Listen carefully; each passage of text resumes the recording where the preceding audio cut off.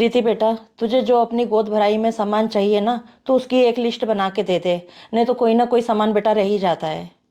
Mummy, list तो मैं बना के दे दूंगी। चलो अच्छा है भाभी, आप भी आ गए। आप दोनों को बता देती हूँ कि मेरी गोद भराई में जाना क्या क्या है। 5 जोड़ी मेरे कपड़े, मेरे हस्बैंड के कपड़े, सास ससुर के कपड़े, और हाँ मिठाई तो आप लेके ही आओगे, और एक गोल्ड का सामान तो जरूर देना है, और 11,000 रुपये नकद देने हैं। बाकी छोटे मोटे सामान की लिस्ट मैं बना दूंगी। अरे प्रीति बेटा, तू चिंता मत कर। तुझे एक से बढ़ के एक सामान दूंगी और सब देखते रह जाएंगे। और हाँ, फ्रूट का टोकरा ना इतना बड़ा वाला दूंगी मैं। मम्मी जी, हमें थोड़ा हिसाब से चलना पड़ेगा। अभी पिछले महीने तो आपके घुटने का ऑपरेशन करवाया था, जिसमें पूरे 2 लाख रुपए लगे थे, और राजीव ने अपने दोस्त से 2 लाख रुपए उधार लिए थे, जो कि हम अभी तक दे नहीं पाए हैं। ऊपर से आप एक और दीदी की गोद भराई का खर्चा गिनवा रहे हो, और वो भी बहुत बढ़ चढ़ के दुनिया को दिखाने के लिए। मम्मी जी, आपको बहुत अच्छे से पता है राजीव इस घर में अकेले कमाने वाले हैं, थोड़ा उनका भी सोच के चलते हैं। बहू, तो ज्यादा टांग मत अड़ाया कर। मेरे बेटे ने मुझे कभी नहीं रोका खर्चे के लिए, और अपनी बहन के ऊपर जान छिड़कता है वो।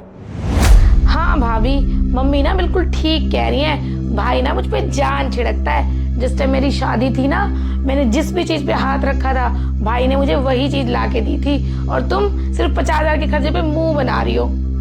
दीदी, ये सच है, राजीव आपसे और मम्मी जी से बहुत प्यार करते हैं। शायद इसीलिए राजीव आप दोनों को कुछ भी नहीं बताते। राजीव पर बहुत ज्यादा कर्जा है, और इसी वजह से वो टेंशन में भी रहते हैं। ऐसा है बहू, आज के समय पे सबके ऊपर कर्जा है। किसी ने गाड़ी का लोन लिया है, किसी ने घर का लोन लिया है। और लोन लो चाहे कर्जा करो, काम तो करना ही है। हाँ भाभी, मम्मी बिल्कुल सही तो कह रही है। आज के टाइम पे तो हर किसी के ऊपर कर्जा है, और मेरे हस्बैंड ने तो पर्सनल लोन लिया हुआ है। हर महीने 15,000 रुपये किस्त जाती है उसकी। और रहा भाई का लोन, वो भी धीरे धीरे उतर जाएगा जब वो चुकाते रहेंगे। और मेरी गोद भराई कौन सा रोज ही आ रही है। आपने तो बात का पतंगड़ बना दिया है। बहू, तू प्रीति के गोद भराई में ना बिल्कुल टांग मत अड़ा। जा चाय बना के ले आ।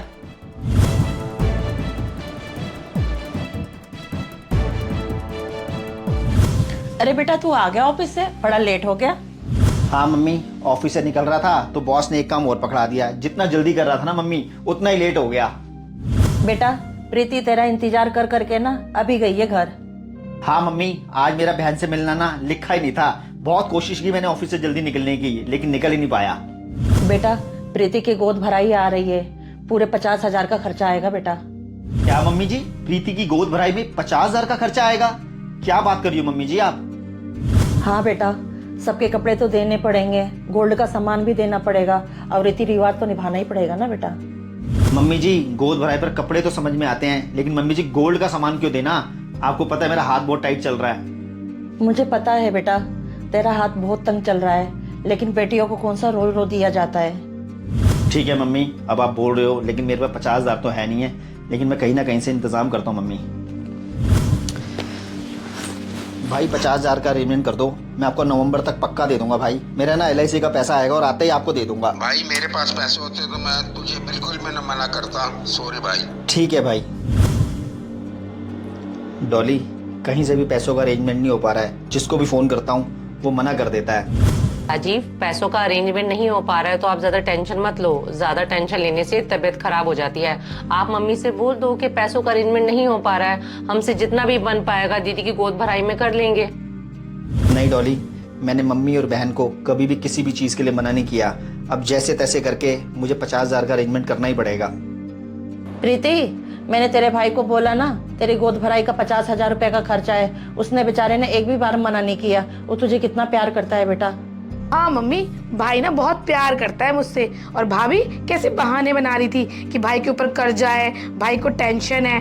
टांग अड़ाने की आदत है भाभी की। अरे प्रीति, बहू की बात छोड़ना, उसकी कौन सुनता है इस घर में? आखिर में खर्चा तो करना ही है। मम्मी, मैं तो बस यही चाहती हूँ कि मेरे घर से जो भी सामान मेरे ससुराल में आए ना, वो अच्छा और महंगा आए, ताकि मेरे ससुराल वालों की आंखें फटी की फटी रह जाए, और स्पेशली मेरी उस जिठानी की। अरे बेटी, तू चिंता मत कर, एक से बढ़ के एक सामान दूंगी तुझे मैं।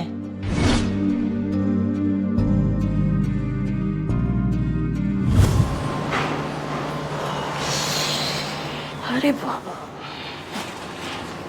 अरे बेटा, प्रीति की गोद भराई के सामान तो हम ले आए। अब ऐसा करना बेटा, इसे अच्छे से पैक कर देना, और गोल्ड का सामान ना जरा ध्यान से रखना। हाँ मम्मी जी, अच्छे से पैक कर देंगे। लेकिन मम्मी जी खर्चा ना बहुत ज़्यादा हो गया है। आपने बोला था 50,000 रुपये लग जाएंगे, लेकिन मम्मी जी पूरे 56,000 रुपये लग गए हैं आज।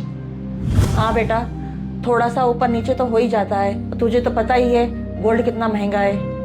मम्मी जी आपको तो बहुत अच्छे से ही पता था कि गोल्ड कितना महंगा हो रहा है, फिर भी आपने प्रीति दीदी के लिए हैवी वाली इयररिंग्स लिए। मैं आपको कह भी रही थी कि हल्के वाली इयररिंग्स लो, वो हमारे बजट में भी है, पर आपने मम्मी जी हमारी एक भी नहीं सुनी। खैर कोई बात नहीं मम्मी जी, अब इन सामान को सारा आप अलमारी में रख दीजिए।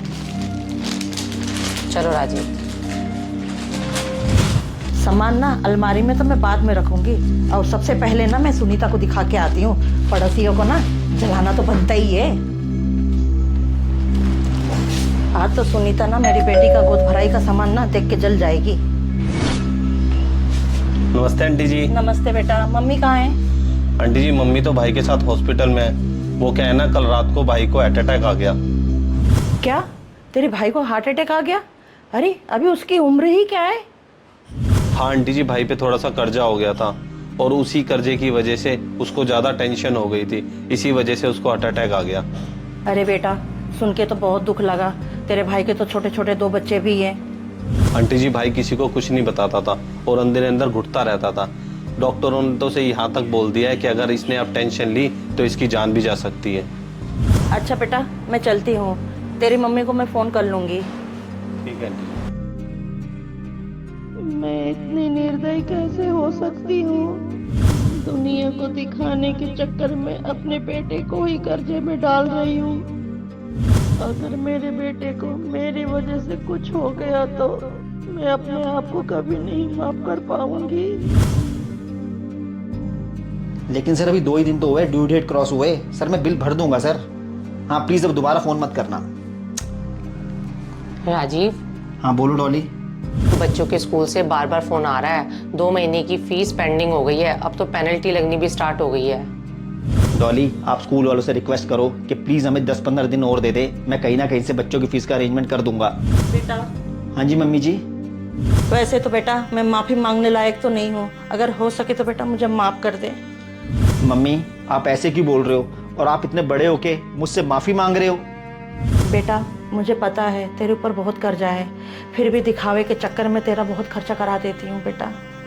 मम्मी मैं आपको बहुत प्यार करता हूँ, और पापा के जाने के बाद मैंने बस यही सोचा था कि ज़िंदगी में आपको किसी चीज़ की कमी नहीं होने दूंगा। भले मेरे पास है या नहीं है, लेकिन कहीं से भी लाके आपको दूंगा मम्मी। मम्मी जी राजीव बिल्कुल ठीक कह रहे हैं, इस टाइम राजीव पर बहुत ज़्यादा कर्जा है। और आपको पता है प्रीति दीदी की गोद भराई का जो खर्चा किया है ना, वो बच्चों की स्कूल की फ़ीस के लिए हमने जोड़ा हुआ था। अब तो ये नौबत आ गई है, बच्चों की स्कूल की फ़ीस में पेनल्टी लगनी शुरू हो गई है, स्कूल से फ़ोन आ रहे हैं। बेटा मुझे माफ़ कर दे, आज तेरे से मैं वादा करती हूँ आज के बाद से मैं कोई दिखावा नहीं करूँगी। मुझे मेरा बेटा चाहिए।